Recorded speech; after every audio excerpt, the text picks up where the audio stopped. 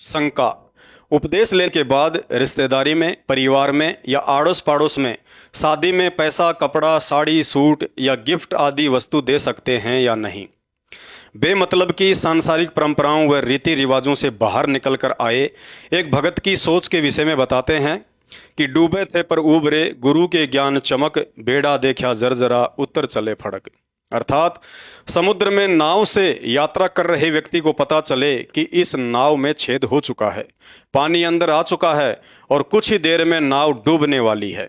इतने में यदि कोई दूसरी नौका पास में आ जाए तो वह व्यक्ति डूबने वाली नाव से तुरंत छलांग मारकर दूसरी नाव में चढ़ जाता है और अपने प्राण बचाता है। इस उदाहरण से गुरुदेव भगवान ने हम नादान भक्तों को समझाया कि आज से पहले तुम जिस सामाजिक देखा देखी व भेड़ चाल में व्यर्थ की सामाजिक परंपराओं व रीति रिवाजों रूपी छेद वाली नौका में सफर कर रहे थे, यदि समय पर आपको गुरुदेव भगवान की ये भक्ति रूपी मजबूत नौका नहीं मिलती तो काल आपके कहां कहां कर्म फुड़वा रहा होता, एक बार गहनता से विचार करके अवश्य सोचना। अब यदि तुम पुनः स्वयं की नादानी व मूर्खता के चलते वापस उसी सांसारिक परंपराओं व रीति रिवाजों से युक्त शादी, विवाह, भात छुच्चक, सूतक पातक, जन्मदिन व दुनिया भर की छोटी मोटी पार्टियों रूपी छेद वाली नौका में चढ़ना चाहते हो तो यह आपकी अपनी मर्जी होगी। फिर मर्यादा टूटने के चलते भविष्य में महाकष्ट भी उठाने होंगे। उपदेश प्राप्त करने के बाद यह गूढ़ ज्ञान, तत्व ज्ञान सुनकर भी जब एक भगत वापस उन्हीं सांसारिक चौंचलों में रुचि दिखाता है तो भगत की ऐसी नादानी देखकर गुरु भगवान बहुत दुखी होते हैं कि देखो, इन आत्माओं को ज्ञान से परिपूर्ण करने के लिए मैं इस काल लोक में आकर कितना कष्ट उठाता हूँ, फिर भी ये आत्माएं हलवा त्याग कर बिष्टा खाने में ही रुचि दिखा रही हैं। कहते हैं जिन बातों से गुरु दुख पावे उन बातों को दूर भगावे। अर्थात तत्व ज्ञान लेने के बाद गुरु वचन तोड़कर भक्ति विरुद्ध कर्म करने वाली आत्माएं गुरु को दुखी करके असंख्य जन्मों तक मोक्ष से वंचित रह जाती हैं। और यदि इस बिचली पीढ़ी में भी मोक्ष से वंचित रह गए तो फिर हमसे बड़ा निर्भागी प्राणी और कौन होगा। इसलिए जिस प्रकार एक शुगर के मरीज के लिए मीठा खाना मौत को दावत देने जैसा है, ठीक उसी तरह सतगुरु से दीक्षा प्राप्त करने के बाद उनके वचनों को तोड़कर इन शादी विवाह में जाकर सहयोग करना, नाचना गाना, जन्मदिन मनाना, व्यर्थ के सामाजिक समारोह में शामिल होना गुरु को दुखी करके भक्ति मार्ग में अपने लिए कब्र खोदने के समान है। गुरुदेव भगवान कहते हैं कबीरा तहां जाइए रह संतन की प्रीत, इष्ट मिले और मन मिले, मिले सकल रस रीत। अर्थात एक ज्ञानी भगत को सदैव अपने जैसे आध्यात्मिक विचारों वाले व्यक्तियों की ही संगति करनी चाहिए। यदि हम अपने किसी भगत भाई बहन से मिलेंगे तो हमारा इष्ट भी एक ही होगा, मन भी मिलेगा, क्योंकि दोनों भगवान की चर्चा ही करेंगे और सुनेंगे। अर्थात दोनों को साध संगति करके लाभ ही मिलेगा। इसके विपरीत यदि हम किसी शादी या अन्य समारोह में जाएंगे तो ना ही उन भक्तिहीन सांसारिक लोगों से हमारे विचार मेल खाएंगे, ना ही भक्ति कर्म, ना ही मर्यादा और ना ही भगवान मेल खाएगा।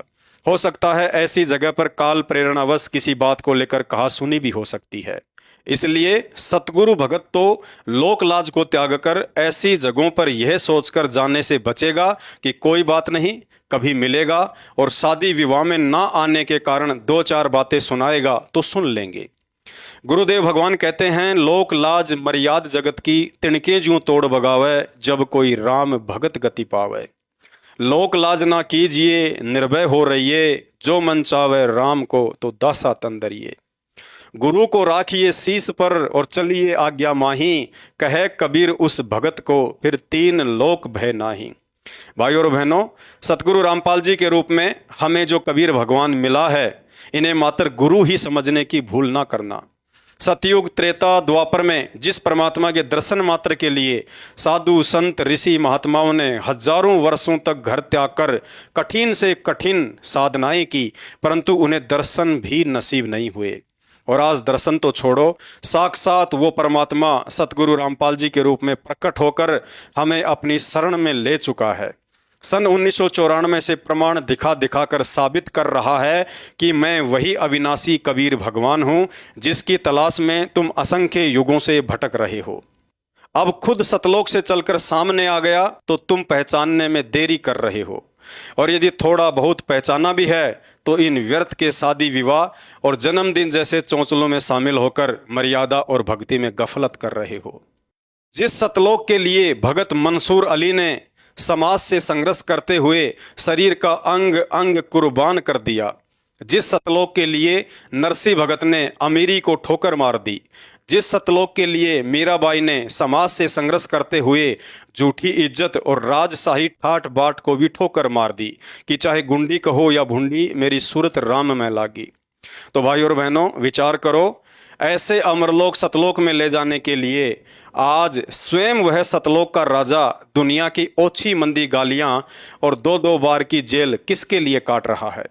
और फिर भी हम नादान प्राणी आंखों को ना खोलकर काल की गोद में बैठकर उन्हीं सब भक्ति विरुद्ध कार्यक्रमों, शादी विवाह आदि में जाकर आनंद मना रहे हैं।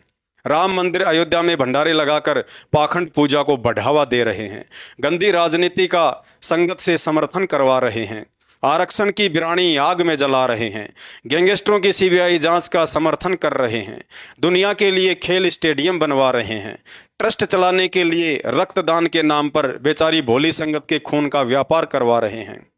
30 वर्षों से यह तत्व ज्ञान यदि किसी जानवर को भी दिया जाता तो वो भी सतलोक में जाने के लिए सहर्ष तैयार हो जाता।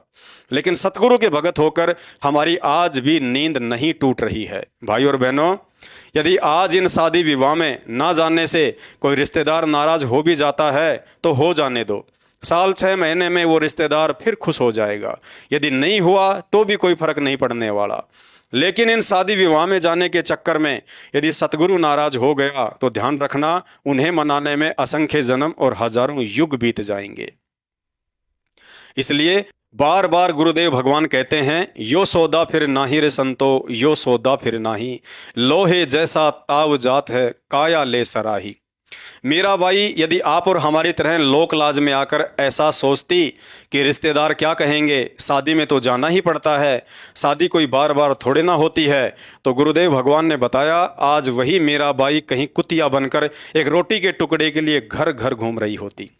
भगत प्रहलाद, भगत मंसूर, भगत धन्नाजी आदि महापुरुष यदि समाज की इन व्यर्थ की परंपराओं व लोक लाज में आकर संघर्ष करने के बजाय घुटने टेक देते तो आज हर व्यक्ति की जुबान पर उनका नाम नहीं होता। आज भगवान हमारे से ना ही तो मंसूर भगत की तरह शरीर के अंग अंग कटवाकर वैसी कुर्बानी ले रहा है, ना ही भगत नरसिंह दास और भगत इब्राहिम सुल्तान की तरह संपत्ति व राजपाट की कुर्बानी ले रहा है, और ना ही भगत सम्मन की तरह बेटे के शीश की कुर्बानी ले रहा है। असली कुर्बानी तो हम नीचों के लिए गुंडा और भुंडा कहलवाकर 2-2 बार की जेल काटकर वह दयालु भगवान स्वयं ही दे रहा है।